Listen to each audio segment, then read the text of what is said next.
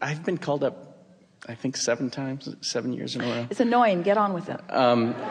So this year I normally do a very specific technique to do it, but this year I just thought of the best feeling thought I could and just allowed it. Well, it's not uncommon once you find yourself here to repeat it, because your desire and your expectation are in the same place. When you want something and you believe it, then it is. You see, we're not calling you because of who you are. We're not even calling you because of what you want to talk about.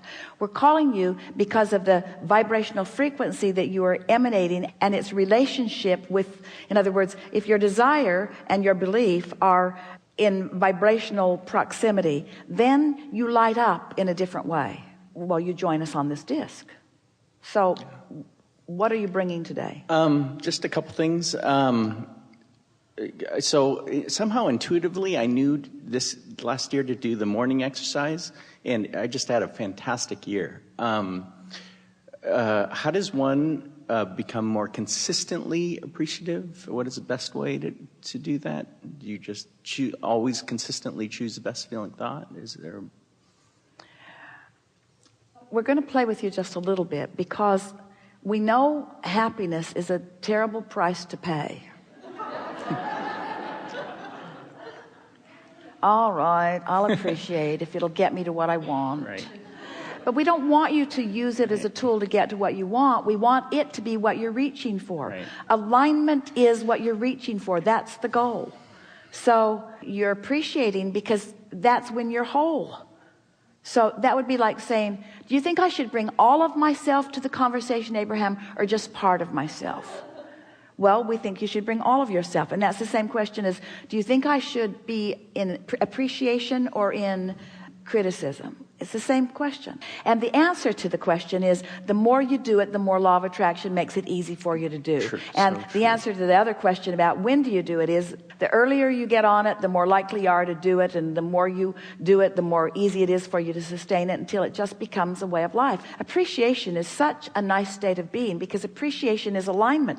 And alignment is blending with broader perspective. And when you're blended with broader perspective, you have more depth and breadth to your ability to appreciate. Esther came off the stage a week or two ago and met a friend, and they went for lunch, and everything Esther looked at was so magnificent that she sounded like a crazy person as she was saying, look at that, look at that. People who didn't know her probably thought she was on some sort of hallucinatory drug, because everything looked more beautiful to Esther than it did to normal people who were looking through their normal eyes. That's what the state of appreciation does for you. When you tune to the frequency that is source. Let's start in that place, because that's something that we haven't talked about much today, and we really want to get it into this conversation. That non-physical part of you is available to flow to you and through you. And when it does, you are more than when you've pinched part of it off. So when you're in that high frequency, you hear better, you see better, you smell. Everything is better when you are tapped in, turned on to this high frequency energy. So the question, how do I learn to appreciate more? By appreciating some and liking it enough to focus. Yeah, it's a choice. Abraham, how do I learn to eat the things that taste best to me? I keep getting nasty things in my mouth. Well, watch what you're doing. Just watch what you're doing.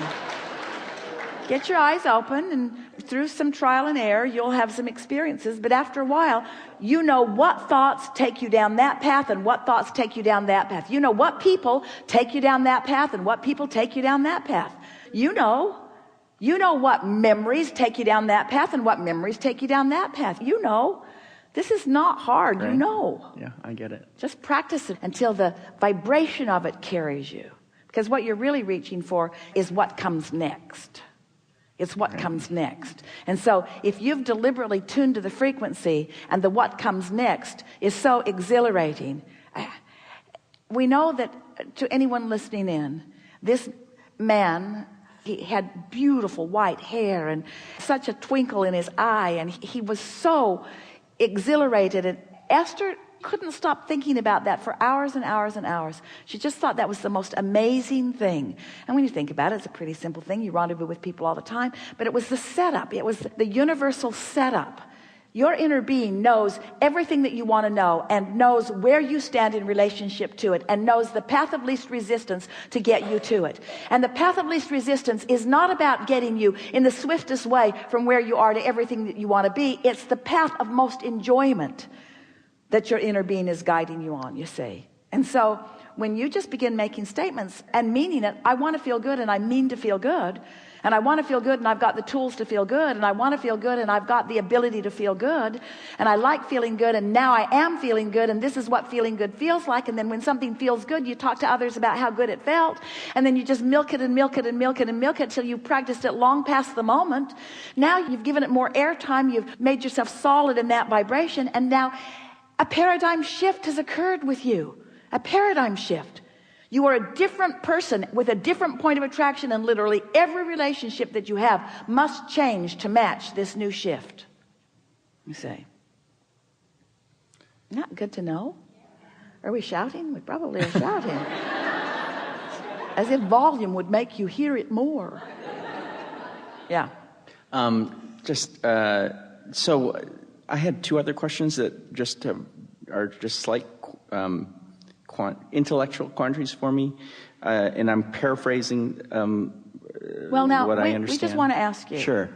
So we're feeling pretty good. Are you? Mm-hmm. And is this question? No. Well, then why would you? I agree. Why would you introduce it into agree. this discussion at this moment? There was a pause, and I thought, well, I should ask something else, but actually I'm done.